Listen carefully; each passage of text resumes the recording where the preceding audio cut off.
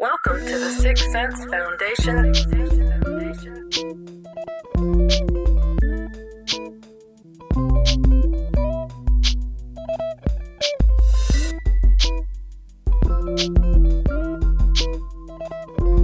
Annual San Francisco International Comedy Competition. You're going to see 16 of the, this is the second preliminary round, so this is going to be the final night of the first of the prelim round, so we're going to be saying who's going to be moving forward. There's going to be 5 comedians moving forward out of 16 tonight. So can we get a round of applause for everyone that you're going to see tonight?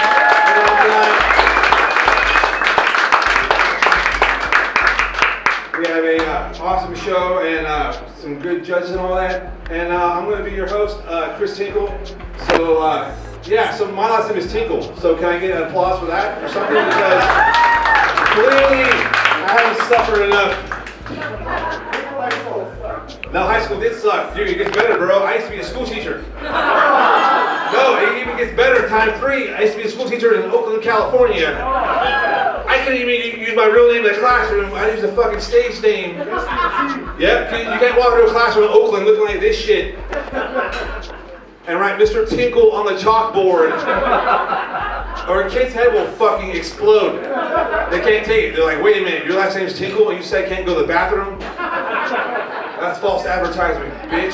So, yeah, so thank you. You can keep laughing. You're gonna be great, dude. Everyone in the competition, do your jokes to this dude. He's wearing a shirt that's very easy to find. I won't describe it. Lots going on is all I'm gonna say. A fucking lot going on. There's what is, oh, I can't even get into it. I am from Modesto, California. That's right, that's right.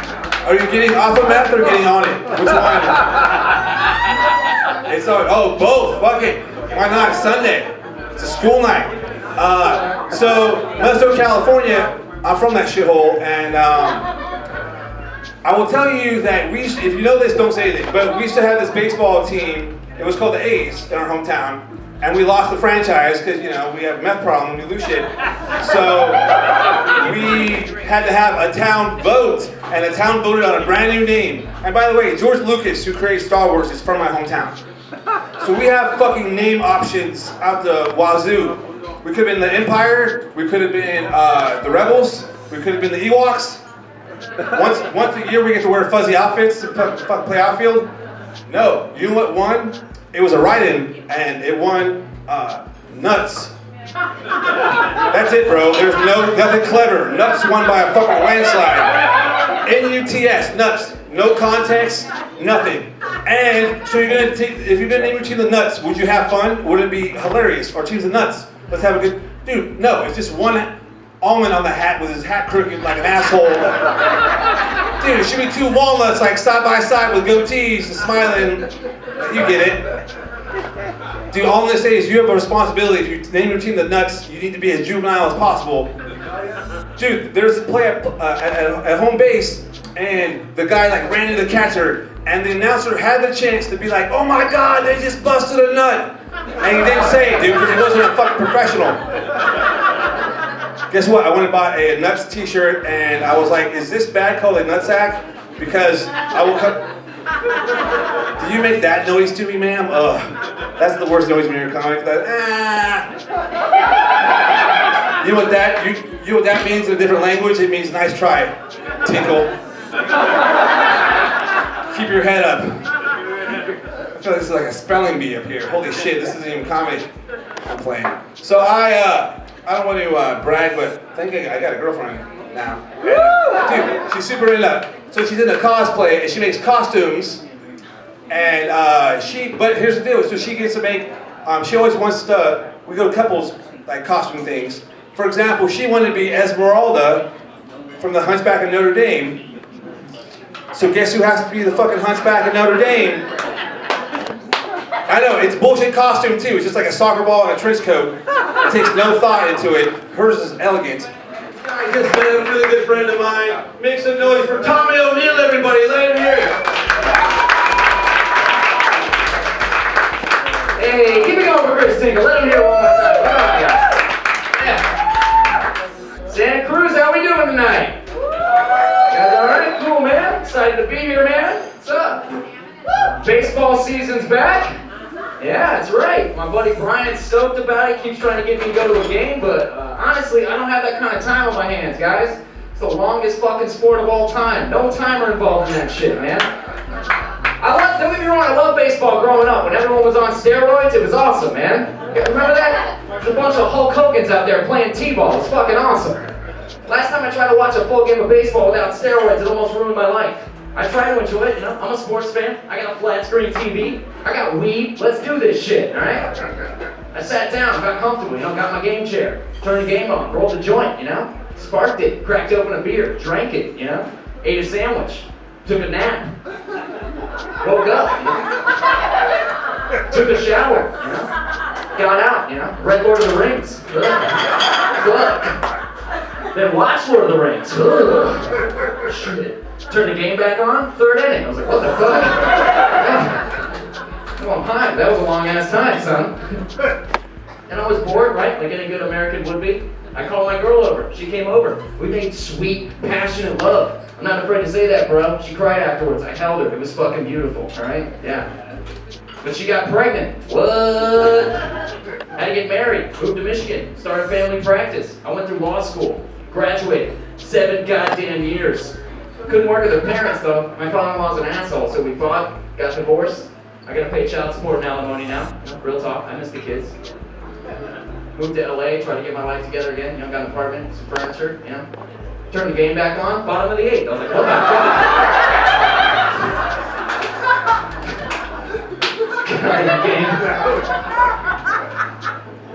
This game's cost me legal fees at this point. Sex! You wearing a condom? No? Alright, it's a ticket for $238. Safety violation. It's the same thing with DUI checkpoints. You guys have those out here? DUI, what a waste of time.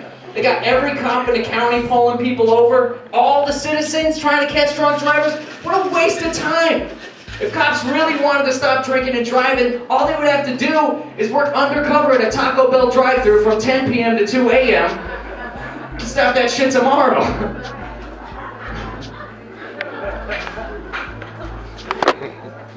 Thank you, man. True. That's what I'm about. So fucking true, bro. You know what beatboxing is? Okay, some of you guys do. Okay, cool. For some of you guys that don't, beatboxing's like when a musician can make a song with their mouth. They go, that kind of thing, right? Yeah. Yeah, it was dope. One of the contestants, I actually had to help on stage. When I was helping him up, he's like, hey man, thanks for helping me. I have asthma, so it's real hard for me to walk. You guys know what asthma is, right? Half of you guys are like 90 fucking years old. You should know what asthma is. It was hilarious. Like, I got him up to the mic, and I believed in him. He got up there, and he was all, you know, got in there.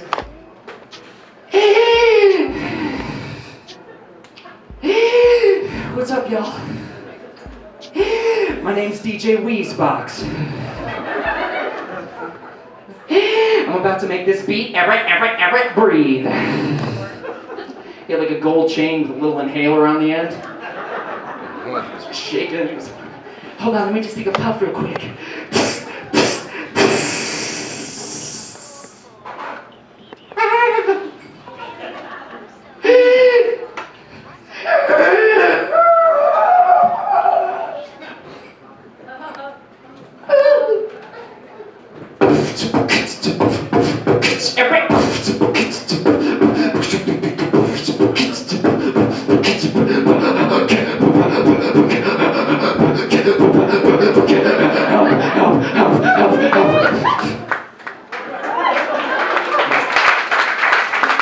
Hello, everybody.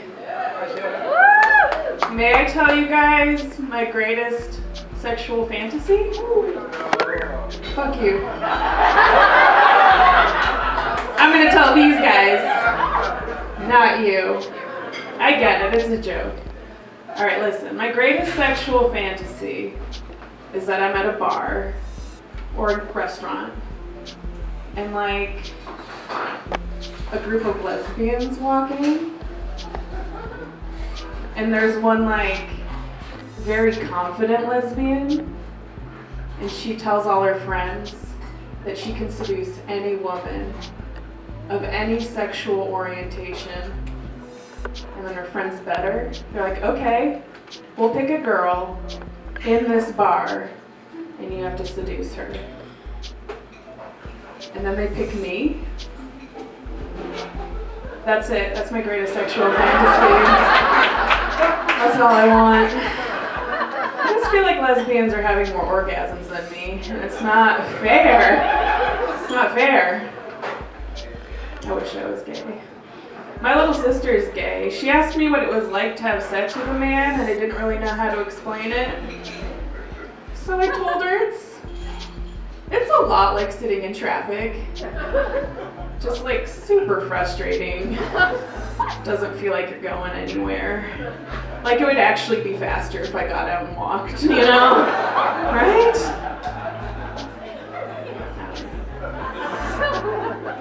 Something weird keeps happening to me. Guys keep commenting on how quiet I am in bed. Yeah, it's just like every day a different guy. But it's always the same thing. Shannon, you're so quiet while I'm fucking you.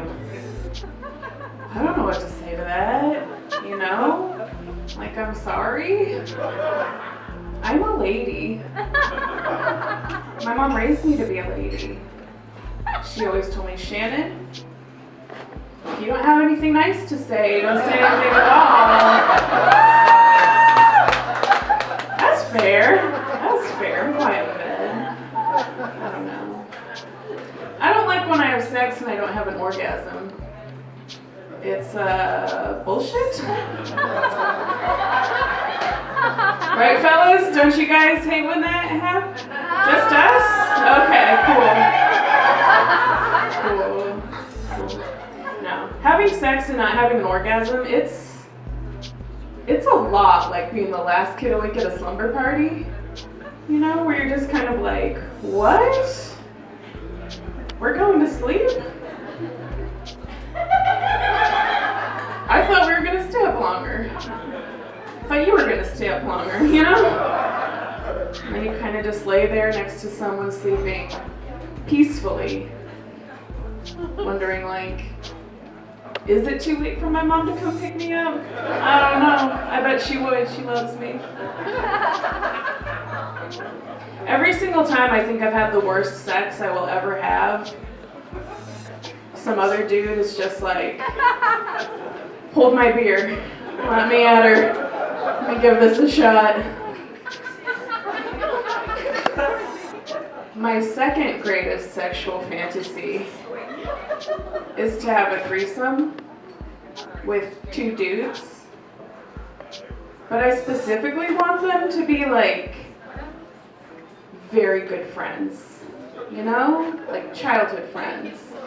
Or like army buddies. They'd be trying so hard, you know, to impress each other. I can't think of a better situation for myself, right? They would try so hard. I'm showing everybody. My dad hates when I say that. His friends think it's funny because he's dying. Joke's on you, Dad. I date a lot, you guys. But living here in the Bay Area, I pretty much just date engineers. Yeah, engineers are weird. They're super weird. Like every single time I sleep with an engineer, I'm just like, this is nice of me, you know? Right? Pat on the back, Shannon. Sometimes I'll have such bad sex with an engineer though that I think like, I should rob him. That's fair. I'm a nanny professionally, that's my job. I take care of kids. It's pretty fun. But kids say funny stuff all the time. The little one, he came home from school and he goes, hey Shannon, I know something gross about girls. I was like, what do you know? And he said, they don't have a penis. He's right, that's gross. He said they have something else. He said they have a long butt. That's adorable. He doesn't know what we have. But I was like, how do you know that? And he said, Tika next door showed me. Yeah. I was like, hell yeah, kid, fist bump, good for you. How many Pokemon cards did that take? But then he said something else. He said, Shannon, it was so gross, I couldn't even look at it. And I was just like, uh-oh, that's not a good sign. He's probably gonna be an engineer when he grows up. All right, you guys, that's it for me. Thank you so much. One more time for Shannon Northman's comic. A really good friend of mine, just met him in the back. Make some noise for Joshua Stokes, everybody. Let him hear it. Oh, guys, how you guys doing tonight? Okay. Ooh. Made a lot of mistakes in my life. Like the biggest mistake I ever made was majoring in sociology. They said, hey Josh, do what you love. You'll never work a day in your life. And then I majored in sociology and I've yet to work a day in my life. I'm broke, I'm poor, I'm going through it. You guys know what the median middle class income in America is? $61,000. Who here makes $61,000 or above? Who makes above 60? All right, we robbing him after the show. That's what we gonna do. I don't want to look. I don't want to brag, guys. I don't want to brag, but last year I made $64,000 less than that, or $3,000 less. I'm broke. I'm going through it. This is how broke I am. Like, I work as loss prevention at Ross.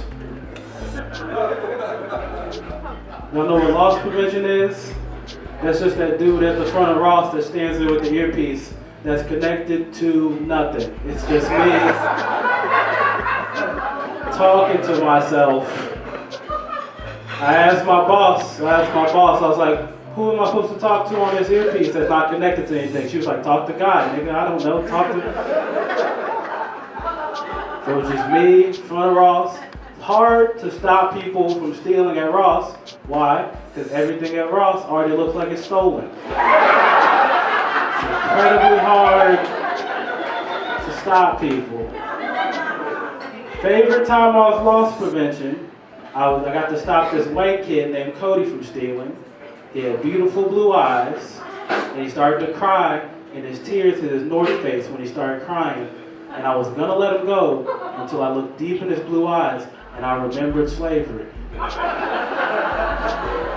And that's when I told Cody he was gonna get raped in prison. That's what I told him. And then Ross had the nerve to fire me because, quote unquote, I wasn't on the clock. I was just working freelance. I was a vigilante. Ross vigilante. From a super diverse area. The area is so diverse that when we go to Starbucks, they mess up the white people's names also. That's what they do. I was at Starbucks and the lady, she was yelling out an order. She's like, order for Yane? Is Yane here? Is Yane? Yane Aki. I looked at the cup said Jane. So I'm a good Samaritan, I grabbed the cup, I said, is Jane here? Jane. Anyone named Jane here? And somebody came out the bathroom and they were like, my name is Yane Gutierrez. What the fuck are you doing with my Starbucks cup? I recently got arrested in Oklahoma for marijuana possession. The officer reached into my cup holder, picked out the smallest amount of weed you've ever seen in your life, like a speck of weed. And he held it up to my face and he was like, what is this? And I was high at the time, so all I did was go,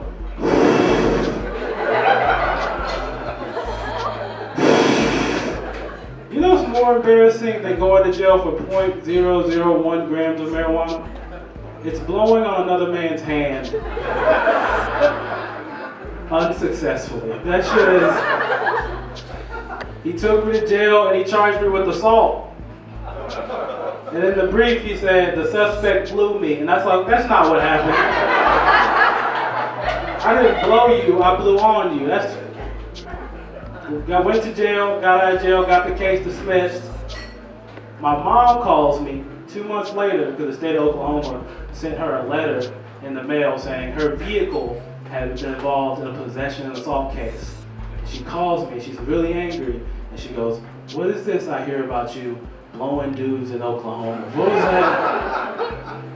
I don't know, man. You guys are a nice crowd. You guys ever been shot at? So it's a shoot at crowd? When you get shot at, it teaches you something about yourself. Like when I got shot at, it taught me that I was gonna work in an office.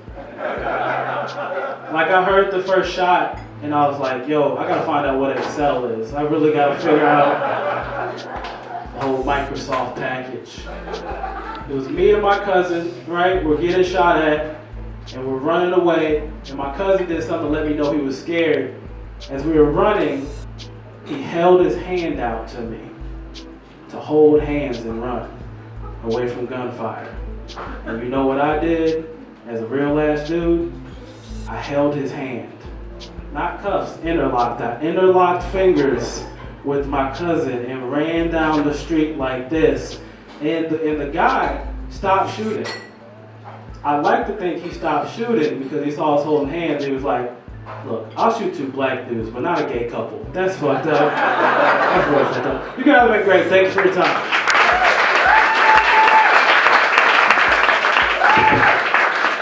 One more time for Joshua Stokes, everybody.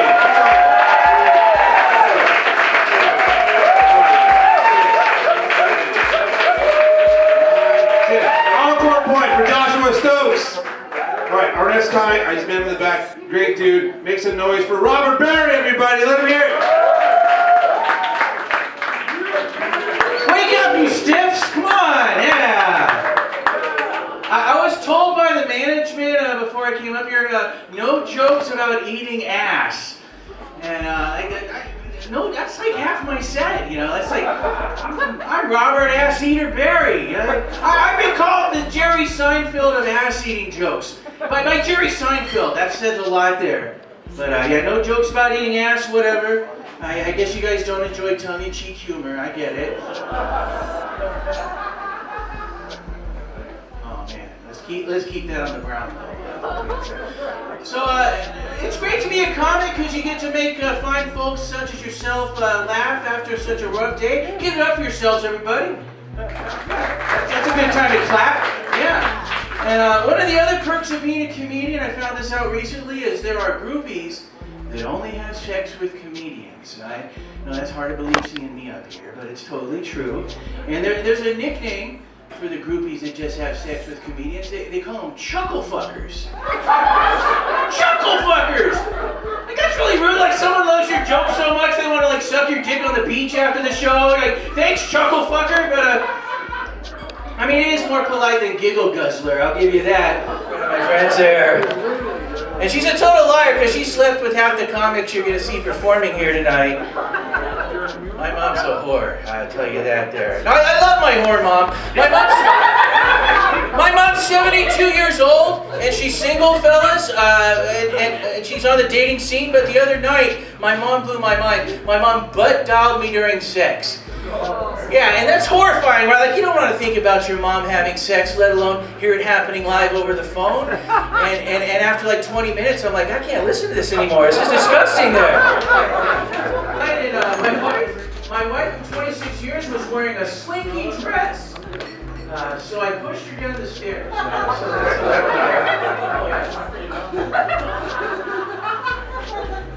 Folks, I love feel-good news stories that make you feel good down deep inside your heart. And probably the best feel-good news stories I've ever heard is the story of Bat Kid. You guys remember the story of Bat Kid? If you don't know, there's this Bat Kid's a 5-year-old boy, and the Make-A-Wish Foundation granted his wish. Which, by the way, the Make-A-Wish Foundation, that's a kind of an odd name for that group. They should really call it well, what was your second wish? But the Make-A-Wish Foundation granted his wish to be Batman for a day. And it was so awesome. There's thousands of people cheering him on. They let him ride in a Batmobile. They even made a little Batman suit that was just his size. This kid had the ultimate Batman day. But I think the Make-A-Wish Foundation might have went just a little bit too far when they shot his parents in front of him. I thought that was kind of messed up there. Should have chose Aquaman. You got a free Dead parent jokes, not gonna win me the $5,000, Josh. I'm pretty sure. Thanks for telling me to tell that joke. I'm an old guy. I'm an old comic. All the comics you see here are young spring chickens. I'm 50 years old. I don't know how to embrace the internet to become more popular. But Facebook has these challenges. I've been trying to do that stuff. Like they have the ice bucket challenge. Like you dump a bucket of ice water on your head and cures erectile dysfunction or something. Sorry that didn't work out, sir. But they had this one sick challenge. I'm not even making this up. It's throw cheese on a baby's face challenge. Have you seen that? Totally true. Like some sick bastard sitting there, he throws cheese on a baby's face, and the baby's like, ah, and instead of someone calling the police like a good citizen, thousands of people start throwing cheese on a baby's face, put the videos on Facebook. So I thought maybe that's my ticket to stardom. So I threw cheese on a baby's face, and the mother was furious. She says, why'd you throw cheese on my baby's face? I can't believe you threw cheese on my baby's face. I said, ma'am, if you didn't want me to throw cheese on your baby's face, hey, maybe you should have had a closed casket funeral. That's all I'm saying there. Hey folks, hold your loved ones close. You never know when the next day's going to be. Gathering for vagina. Change the words, we might just change the world. Let's try to be cave gentlemen. I don't know. I don't think romance is dead, that's not what I'm saying. I don't think human beings are the most romantic creature on planet Earth anymore. People, no, we're not. I think human beings, we peaked at the movie Love Actually. It's been downhill ever since. Romance isn't dead, it's just not us. Birds. You know what I'm talking? Yeah, Santa Cruz, I know I'm not the only one that gets high and watches Animal Planet in here. There's romance in the bird community. They put the effort in. If a man bird wants to woo a lady bird, he tries. He's like, hey, lady bird.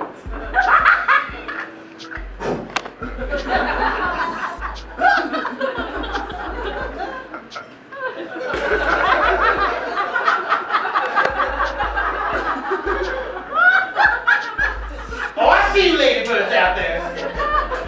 What y'all doing? You checking out Papa Bird's nest? My nest? Yes, it does match my feathers. Thank you for noticing. Now I'm gonna ask y'all ladybirds a question. And you can be honest with me.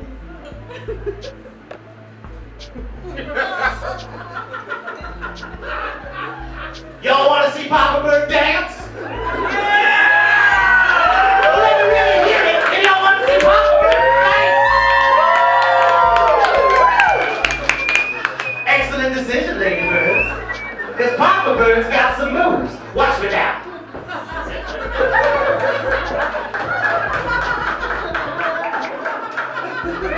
Good job! My name's Clay Newman. You guys are amazing. Have a wonderful rest of your night.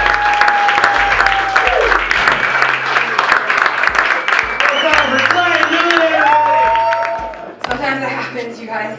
Okay? And like I said, she just turned 20, but we also have an 8-year-old because we're planners. And, yeah. I don't know which one I want to shape more. Like, I'm a better mom with the little guy, the 8-year-old, because lots of research in 12 years between my kids. Like, I know you can't shape them. And,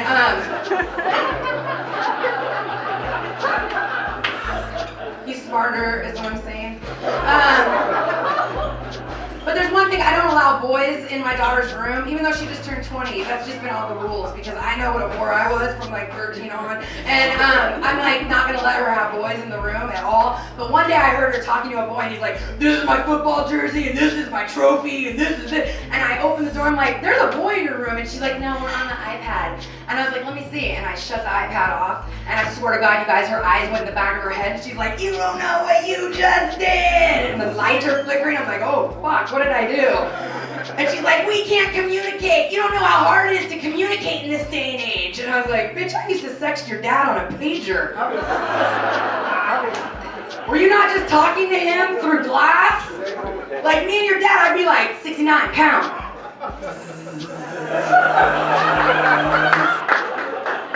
143. 143. Oh, you guys laugh. It's so cute. Welcome to the Sixth Sense Foundation.